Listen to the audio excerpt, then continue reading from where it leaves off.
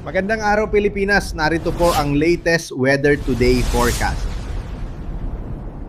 Wala na pa rin naman tayong minomonitor na anumang bagyo or low pressure area sa loob at labas ng ating Philippine Area of Responsibility. Pero meron tayong tatlong weather system na nakakaapekto dito sa ating bansa sa ngayon. Kung makikita natin dito sa bahagi ng Mindanao, meron tayong mga kumpol ng kaulapan. Ito po yung Intertropical Convergence Zone or ITCZ na nakakaapekto dito sa may Southern Mindanao. Pangalawa, itong northeast monsoon natin or amihan na patuloy na umiiral dito sa may northern at central Luzon.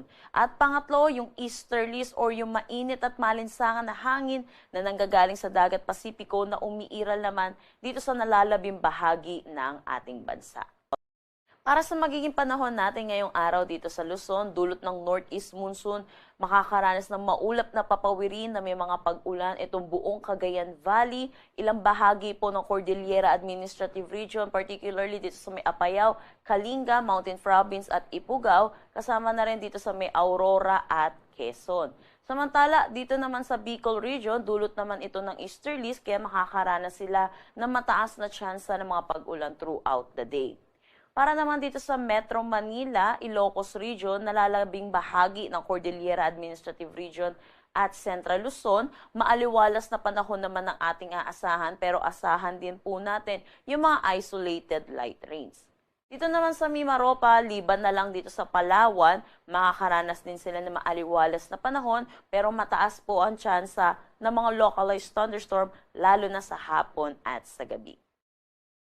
Agwat ng temperatura para sa Metro Manila 23 to 30 degrees Celsius, Lawag 24 to 32 degrees Celsius. Dito naman sa Tugigaraw 22 to 26 degrees Celsius, Baguio 15 to 23 degrees Celsius. For Tagaytay 22 to 28 degrees Celsius at Legazpi 25 to 31 degrees Celsius. Dulot na rin naman itong easterlies, makakaranas pa rin ng kalat-kalat na pag-ulan dito sa may Northern Samar at Eastern Samar. Pagdating naman dito sa may Caraga, Davao Region, Sarangani, Sultan Kudarat, dito sa may Basilan, Sulu at Tawi-Tawi at Palawan, makakaranas din sila ng mga kalat-kalat na pag-ulan dulot naman ng Intertropical Convergence Zone. Iba yung pag-iingat po sa ating mga kababayan dahil itong mga pag-ulan ay posible po na magdala ng mga flash flood o kaya mga pagguho ng lupa.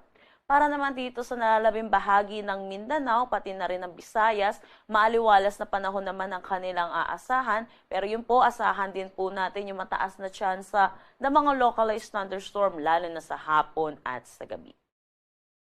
Agwat ng temperatura para sa Kalayaan Islands at Puerto Princesa, 25 to 32 degrees Celsius. Dito sa Iloilo, 25 to 32 degrees Celsius. Cebu, 26 to 32 degrees Celsius. Sa Tacloban, 26 to 31 degrees Celsius. Cagayan de Oro, 25 to 31 degrees Celsius. Zamboanga, 24 to 33 degrees Celsius. At Davao, 24 to 31 degrees Celsius.